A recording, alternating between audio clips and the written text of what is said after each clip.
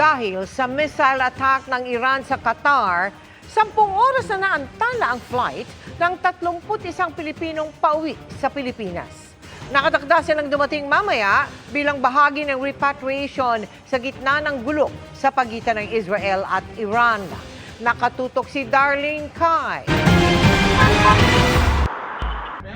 Nagulantang ang mga Pilipino sa Doha kagabi nang mamataan nilang missiles na sunod-sunod na pinakawalan ng Iran sa isang US base sa Qatar.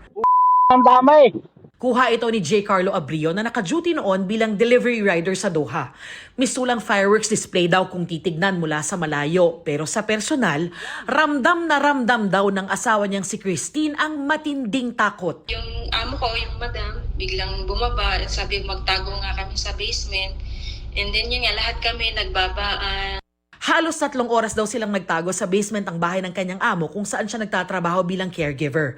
Pero hindi raw siya mapakali dahil alam niyang nasa kalsada ang asawa niya sa mga oras na iyon. First time, kinabahan po talaga ako, ma'am. Kasi feeling ko parang tuloy-tuloy na siya. Pero pinakalma lang din kami ng mga lokal dito. Dahil sa missile strike, pansamantalang sinuspindi ng Qatar ang air traffic kaya pinagbawalang lumipad ang anumang sasakyang panghimpapawid, papasok at palabas ng bansa. Kabilang sa mga naapektuhan ng unang batch ng OFWs na ni-repatriate dahil sa kaguluhan sa Iran at Israel. Na-delay ng mahigit 10 oras ang flight ng 31 OFW sa sinundo ni Department of Migrant Workers Secretary Hans Kakdak. 26 sa kanila ay mula sa Israel.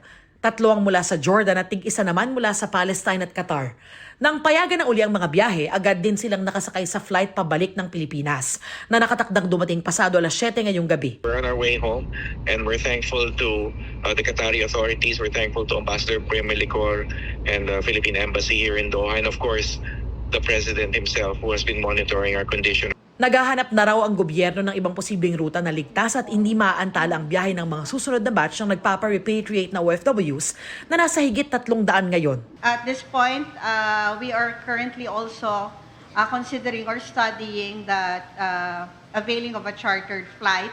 Alam ko yung iba sa inyo, alam yung ating naging chartered flight going to Lebanon. We have to consider restrictions in airspace, host country permits, and other measures para sa ma-ensure yung safety ng ating mga kababayan.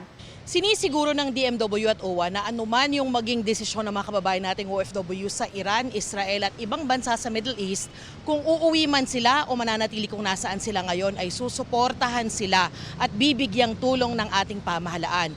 Hindi lang daw financial assistance kung hindi pati tulong sa kanilang tirahan, trabaho at kalusugan. Bukas din daw ang parehong klase ng tulong para sa undocumented OFWs na apektado ng gulo. Hindi kami tumitingin sa dokumento pagtungkol sa pagtulong, lalo naman ngayon na may ganitong nangyayari. Alam naman magkwentahan pa tayo kung sinong nakarehistro o wala. Para sa GMA Integrated News, Darlene Kai, nakatutok 24 oras.